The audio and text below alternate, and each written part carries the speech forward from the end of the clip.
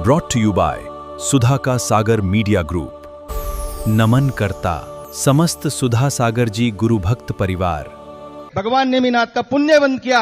मेरा निवेदन है कि जिन लोगों ने ये इस तरह की वहां पर ये हरकतें कर रहे हैं वो कितना पाप कर्म बढ़ा रहे हैं, कृपया मार्गदर्शन करें और समाज को पुनः दोनों हाथ से आशीर्वाद दें कि ये आगामी वर्ष 22वें तीर्थंकर नेमिनाथ के लिए हम 2,22,000 लोगों को गिरनार जी की वंदना कराए। नमोस्तु भगवान। 2027 की बात आपने की। मेरा तो एक मानना है और मेरे लिए प्रेरणा भी है सारे भारत के लिए, क्यों ना पूरे भारत की कमेटियां बैठकर, तीर्थ कमेटियां बैठकर, जो भारतवर्षीय संस्था हैं वे बैठकर, सारी मंदिरों की कमेटियां बैठकर एक निश्चित करें कि हर साल का उस तारीख में मेला घोषित कर दिया जाए और उसका नाम गिरनार वार्षिक महोत्सव। गिरनार वार्षिक महोत्सव हो और वहां पब्लिक जाए और वहां विमान जी निकले, भगवान जी का लाड़ू भी चढ़ाइए, साथ में वहां विमान जी निकले, अभिषेक हो और सारे भारत को मालूम हो कि गिरनार का मेला फलानी तारीख को होता है और सारे लाखों लोग उसी तारीख को ध्यान में रखकर एक साथ जाने की।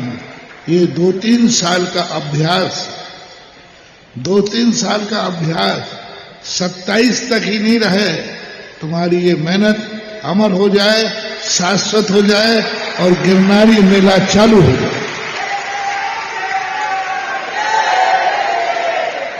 दिगंबर जैन गिरनारी मेला के नाम से, वार्षिक महोत्सव के नाम से, इसके लिए पूरे बैठ करके सबके प्लानिंग रहे। साल भर में उस तारीख में गिरनार जी चल रहा है। जैसे सभी लोग कहीं का मेला होता है ना, वार्षिक महोत्सव, तो सब तैयारी करते हैं, ऐसी तैयारी हो जाए। 27 तक और करो, फिर उसके बाद सबसे बैठ करके जो लाखों लोग जाएं वे ही वीणा उठाएं कि हम हर साल यहां आएंगे और सामाजिक संस्थाएं संकल्प करें कि हम उन भक्तों को ले जाएंगे। प्रयास करके जैसे अभी ले जाते हो ऐसी अंतर्राष्ट्रीय संस्थाएं ले जाएं, जनता पहुंचे तो एक बहुत बड़ा कार्य हो जाएगा। वो 1 दिन 2 दिन जो भी सुविधा पड़े वैसा किया जा सकता है। विघ्नकर्ताओं के लिए कुछ मत बोलो, उनके कर्म ही उनको, आजकल मैंने विरोधियों को, पापियों को, दुर्जनों के संबंध में बोलना बंद कर दिया। मरो को क्या मारे, मरो को क्या मारे, उनके कर्म ही उन्हें मार डालेंगे, अपन क्यों हाथ काले करें। पापियों को तो उनका पाप ही सजा देगा।